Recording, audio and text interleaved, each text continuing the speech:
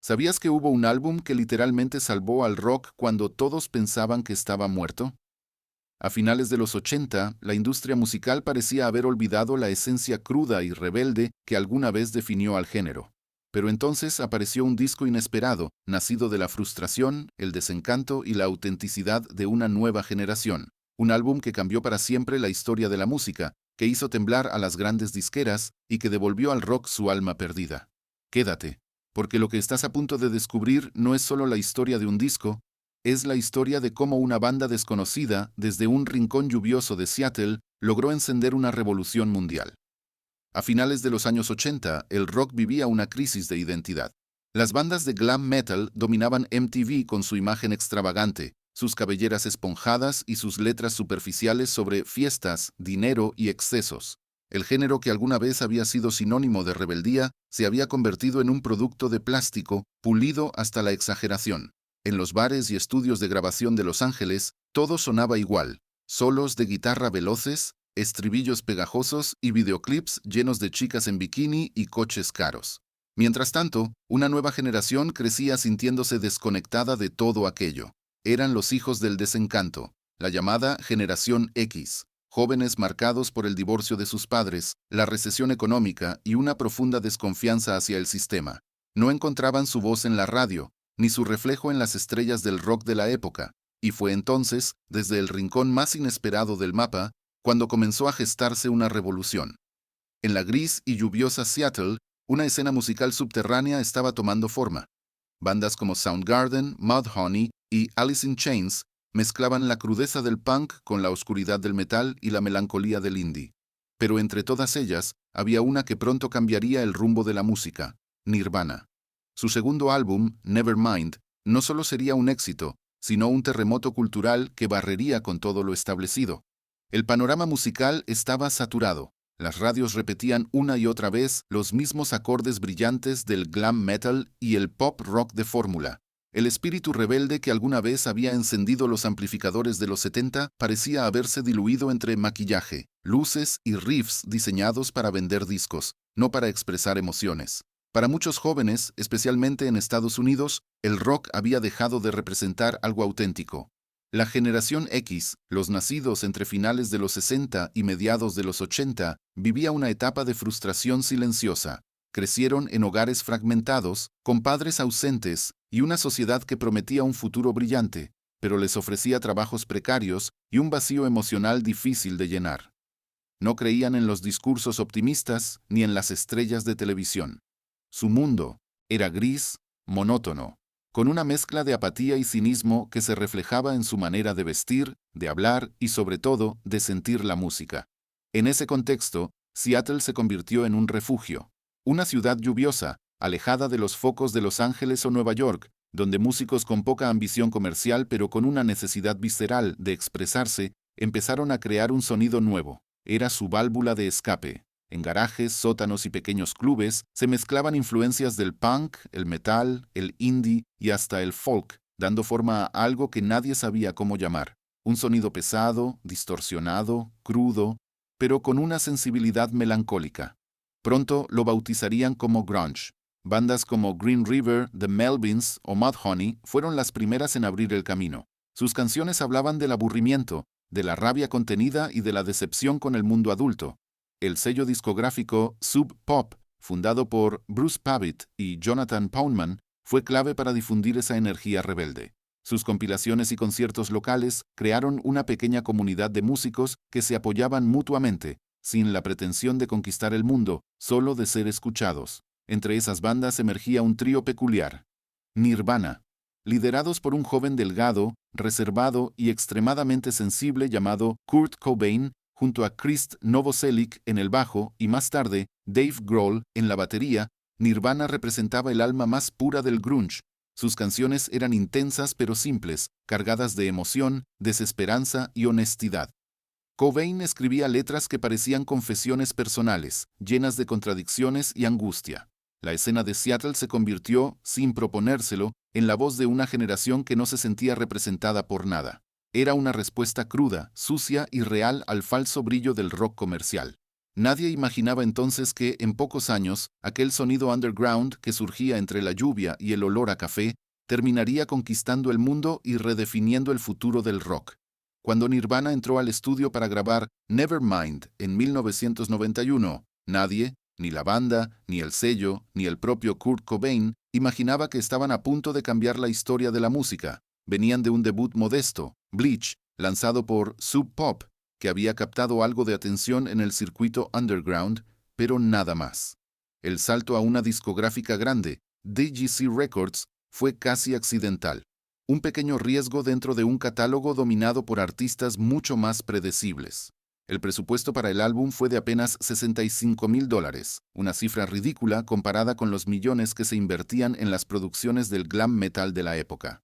El productor elegido fue Butch Vig, un perfeccionista que entendió algo esencial. Nirvana no necesitaba sonar limpio ni sofisticado, sino auténtico. Grabaron en Sound City Studios, un lugar con un equipo analógico viejo, pero con una acústica legendaria. Las sesiones fueron intensas y desordenadas. Cobain llegaba tarde, cambiaba letras sobre la marcha y perseguía un sonido que nadie más parecía entender del todo. Buscaba una mezcla entre la energía destructiva del punk y las melodías pegajosas del pop de los Beatles. Y entonces, de esa fusión improbable, nació Smells Like Teen Spirit, una canción escrita en apenas unas horas, inspirada por un comentario casual de Kathleen Hanna, vocalista de Bikini Kill, quien una noche escribió en la pared del departamento de Cobain la frase "Kurt smells like Teen Spirit", refiriéndose a un desodorante juvenil. Kurt no sabía eso. Pensó que tenía un significado más profundo, casi revolucionario.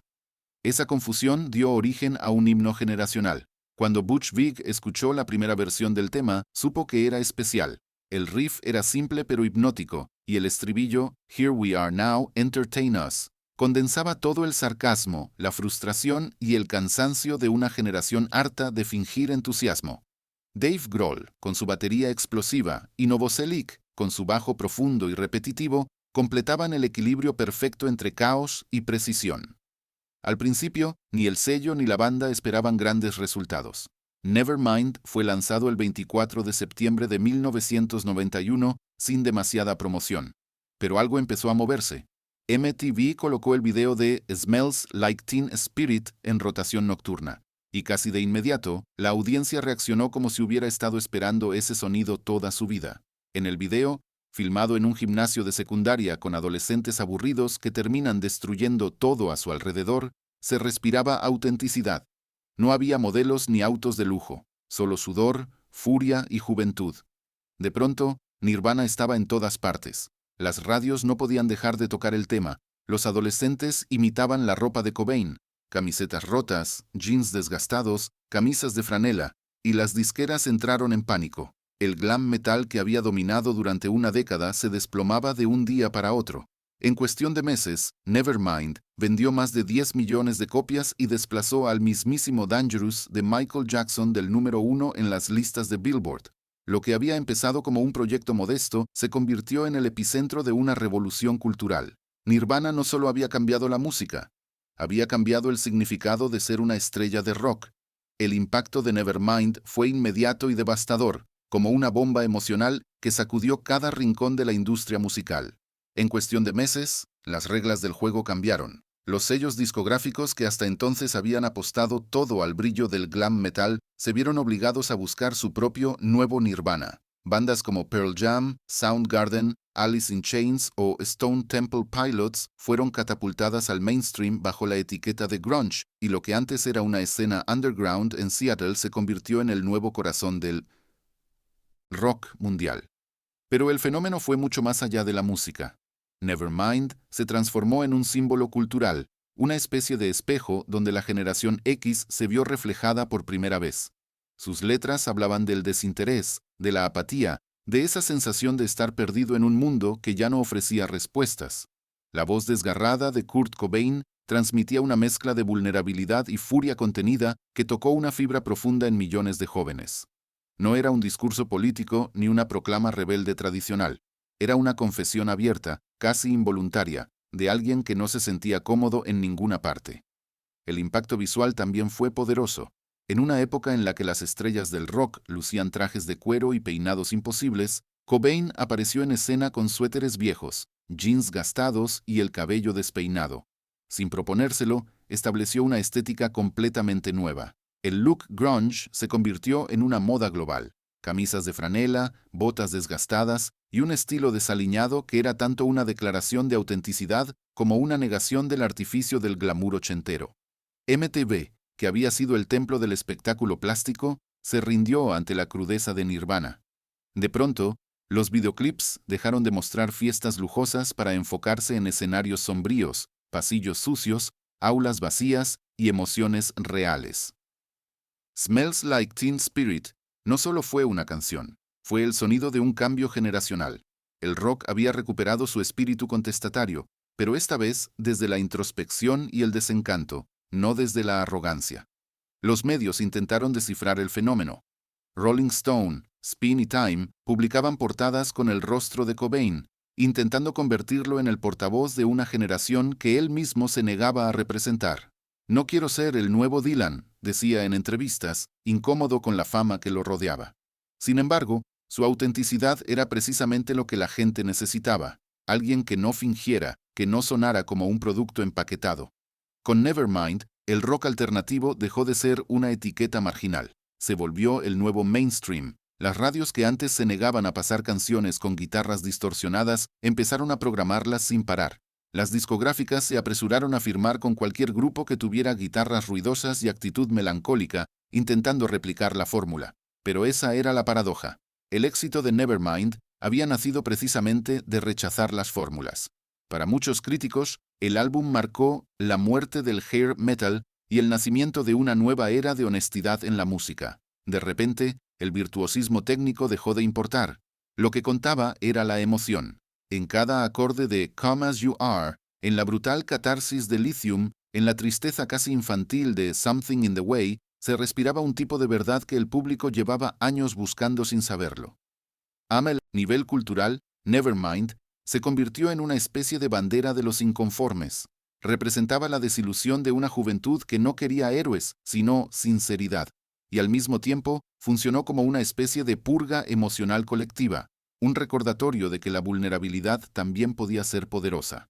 Así, sin proponérselo, Nirvana había cambiado no solo la música, sino la forma en que toda una generación se miraba a sí misma. El rock había vuelto a ser lo que debía ser. Una voz honesta, imperfecta, pero profundamente humana. El éxito abrumador de Nevermind trajo consigo una presión insoportable. Nirvana, una banda que apenas unos meses antes tocaba en bares pequeños por unos pocos dólares, de pronto se veía rodeada de cámaras, periodistas y contratos millonarios. Kurt Cobain, que siempre había sido un artista introvertido, sensible y con una relación complicada con la fama, comenzó a sentirse atrapado. Él nunca quiso ser un ídolo. Detestaba el culto a la personalidad, y sin embargo, se convirtió en el rostro de toda una generación. Las contradicciones lo consumían. Por un lado, anhelaba reconocimiento artístico. Por otro, odiaba la comercialización de su música. Mientras Nevermind vendía millones de copias y sonaba en todas las radios del planeta, Kurt se hundía en un conflicto interno cada vez más profundo. En sus diarios personales escribía sobre la hipocresía del sistema, la manipulación de los medios y el peso insoportable de ser considerado un portavoz, cuando él apenas podía hablar consigo mismo. El público veía a un genio atormentado, la industria, a una máquina de dinero. En medio de ese torbellino, Cobain comenzó a luchar con su salud física y mental, agravada por su adicción a la heroína. Los medios no tardaron en explotar su sufrimiento, convirtiéndolo en espectáculo. Cada recaída, cada gesto errático, cada aparición pública era diseccionada por la prensa, con una crueldad que solo amplificaba su desesperación. Su relación con Courtney Love, su esposa y vocalista de Hole, también se convirtió en tema de debate constante. La pareja fue retratada como el Sid y Nancy de los 90, una historia de amor turbulento marcada por la autodestrucción y la incomprensión. Cobain intentaba proteger a su hija, Frances Bean, del ruido mediático, pero ya era imposible separar su vida personal del mito que se estaba creando a su alrededor. En abril de 1994, el desenlace fue tan devastador como inevitable. Kurt Cobain fue encontrado muerto en su casa de Seattle, víctima de un disparo autoinfligido. Tenía apenas 27 años. Su nota de despedida, dirigida a un amigo imaginario de su infancia, contenía una mezcla de gratitud, culpa y cansancio. Es mejor quemarse que apagarse lentamente, escribió citando a Neil Young. Esa frase se convirtió en epitafio de toda una generación. La muerte de Cobain selló el destino de Nevermind como algo más que un álbum, se transformó en un testamento. Cada canción cobró un nuevo significado, cada palabra se volvió más dolorosa, más real.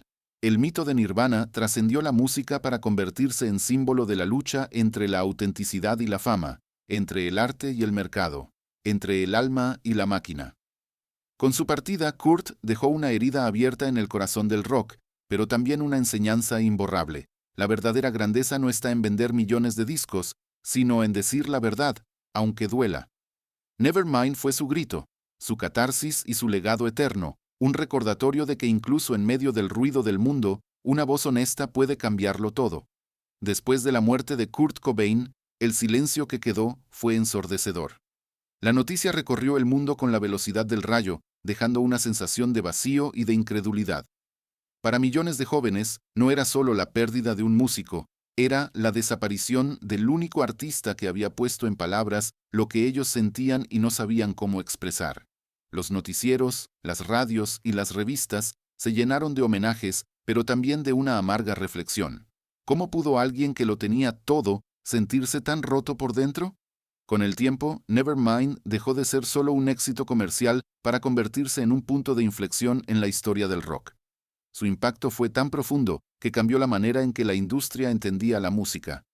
Las discográficas, acostumbradas a fabricar ídolos, tuvieron que aceptar que el público ya no quería artificio ni perfección, quería autenticidad.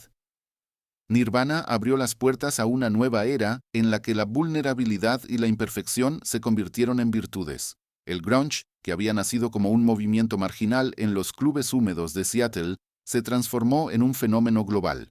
Miles de bandas adoptaron esa estética sucia, introspectiva y emocional. Pero, como suele ocurrir con todo lo que alcanza el éxito masivo, el grunge también fue devorado por la industria. En pocos años, las discográficas saturaron el mercado con imitaciones sin alma. Aún así, Nevermind se mantuvo intocable, como una especie de reliquia sagrada, imposible de reproducir. El legado musical del álbum es incalculable. Canciones como Come As You Are, Lithium, In Bloom y Something in the Way se convirtieron en himnos atemporales. Su influencia se extendió más allá del rock, inspirando a artistas de géneros tan distintos como el pop, el metal alternativo e incluso el hip hop. Grupos como Foo Fighters, Radiohead, Muse o The Strokes reconocen en Nirvana una fuente directa de inspiración. Hasta hoy, cada vez que una banda decide grabar sin filtros, tocar con sentimiento o escribir letras honestas sin buscar complacer a nadie, el espíritu de Nevermind sigue vivo, pero su huella va más allá de lo musical. En lo cultural, marcó un antes y un después. Nevermind ayudó a redefinir el concepto de éxito, rompiendo con la idea de que para triunfar había que ser perfecto, sonriente o complaciente. Demostró que el arte más poderoso surge del conflicto, del dolor, de la verdad. Para la generación X, el álbum representó una especie de refugio emocional. En un mundo que parecía no escucharlos, Nirvana les dio una voz. Y aunque esa voz se apagó demasiado pronto, el eco sigue resonando más de 3 décadas después. Hoy, más de 30 años después de su lanzamiento, Nevermind sigue vendiendo miles de copias cada año. Sus canciones suenan en películas, series, anuncios y videojuegos, pero lo más importante es que siguen encontrando nuevas generaciones de oyentes. Jóvenes que no habían nacido cuando el disco salió lo descubren y sienten lo mismo que sus padres en los 90, esa mezcla de furia, tristeza y esperanza. Es la prueba de que la honestidad emocional nunca envejece. El bebé que aparece nadando en la portada, símbolo de la inocencia y la ambición humana, se convirtió en una de las imágenes más icónicas de la cultura pop. Esa carátula, un niño persiguiendo un billete en medio del agua, fue una metáfora perfecta de la sociedad moderna.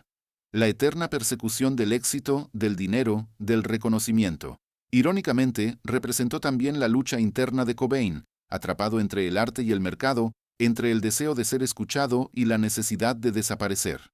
En 2021, cuando el álbum cumplió 30 años, se realizaron homenajes en todo el mundo, documentales, reediciones, conciertos tributo, pero lo más significativo fue ver cómo su mensaje seguía vivo. En una era digital dominada por la superficialidad y la inmediatez, Nevermind volvió a recordarnos que la autenticidad tiene más poder que cualquier algoritmo, que un grito sincero, aunque desafine, puede cambiar el curso de la historia. El legado de Nevermind y Nirvana no se mide solo en cifras o premios, sino en emociones. Inspiró a generaciones enteras a tomar una guitarra, escribir su verdad y no temer al juicio ajeno. Enseñó que la vulnerabilidad no es debilidad, sino una forma de valentía. Y quizá ese sea el mayor triunfo de Kurt Cobain y su banda. Haber demostrado que la música, cuando nace del alma y no del cálculo, puede atravesar décadas, modas y fronteras sin perder su fuerza. Nevermind no solo revivió el rock, lo purificó, lo devolvió a sus raíces. Y lo más impresionante es que, 30 años después, sigue recordándonos por qué el arte honesto es inmortal. ¿Y tú qué opinas? ¿Crees que existe otro álbum que haya tenido un impacto tan profundo en la historia del rock? Cuéntamelo en los comentarios porque quiero leerte. Y si te apasiona descubrir las historias detrás de los discos que marcaron nuestras vidas, suscríbete a Rock Docs y activa la campanita. Tenemos muchas más leyendas por revivir juntos.